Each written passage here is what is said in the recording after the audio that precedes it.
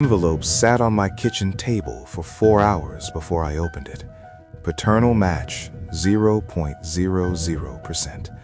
My son, the boy I had taught to ride a bike, read bedtime stories to for 7 years, held through 3 rounds of ear infections, was not mine.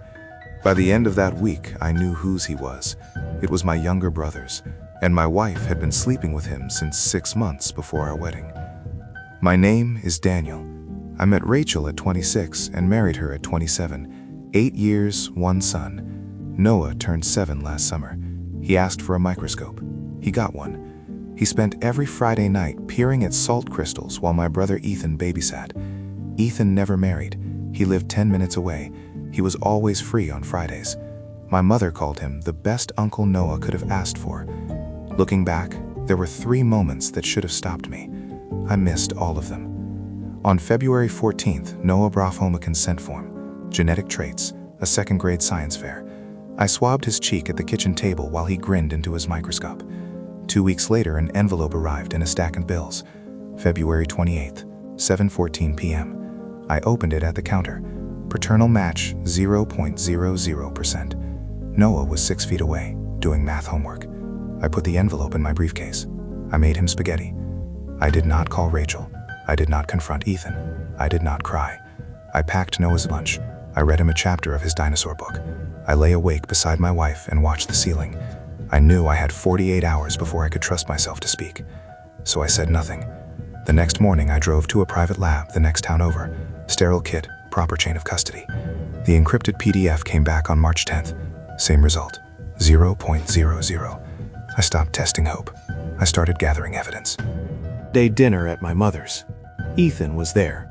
Same chair he'd sat in since he was 9. He was laughing at one of his own stories. I offered to clear the table. I carried his coffee mug to the sink. In my pocket, a sterile swab. 4 seconds at the rim, back in the sleeve. I hugged him goodnight. The lab result came back the following Monday. 99.98% sibling match. My son was my nephew. The brother I grew up with was the father. I did not call anyone. I opened a spreadsheet. Rachel had used my laptop for years. Her old iCloud backups were still on the drive. I searched for anything she would not want me to see. I found a burner account, m.trails, for mountain trails, their hiking hobby. The first email was a hotel confirmation dated February 2018, 6 months before our wedding. I read the thread in order: the bachelor party, the toast Ethan gave, the ultrasound, every Friday. The affair had not interrupted the marriage. The marriage had interrupted the affair. Near the bottom of the thread, 2 weeks after the positive pregnancy test, Rachel wrote him one line. I read it 3 times. Then I read it out loud to no one at 2 in the morning. Let Daniel have him. He'll be a better father than you ever could be. This is what's best for our son. Our son. Not his, not mine, theirs. They had not hidden the truth from me. They had given it to me, relabeled, as a gift. The next morning I retained Patricia Newen, family law. She said 4 words: do not confront, bring me every piece of paper. I relocated accounts. I copied every document to a vault under my own name. On April 9th, I invited Ethan over for beers. My phone lay face down on the counter under a stack of mail. 3 bottles in, he leaned back. He said it without me asking. Bro, I've known he was mine since the ultrasound. Rachel said you'd be better at it. I was kind of relieved, honestly. I smiled. I opened him another beer. 15th, Sunday dinner at my mother's. Noah had a sleepover, planned weeks ago. White linen, 4 adults. I waited until the main course was cleared. I slid 2 manila folders across the table. One to Rachel, one to Ethan.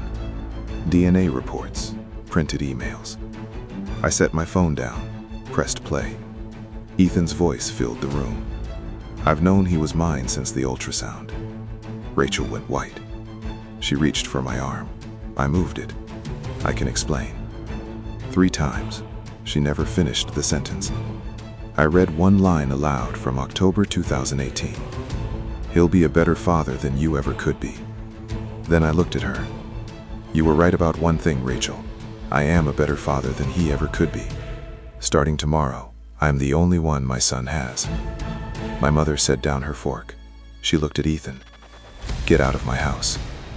My father opened the sealed envelope I had left beside her plate. He read it once. He signed the custody reference at the table. I stood up. I did not slam the door. 4 months later, the divorce was final. Full custody.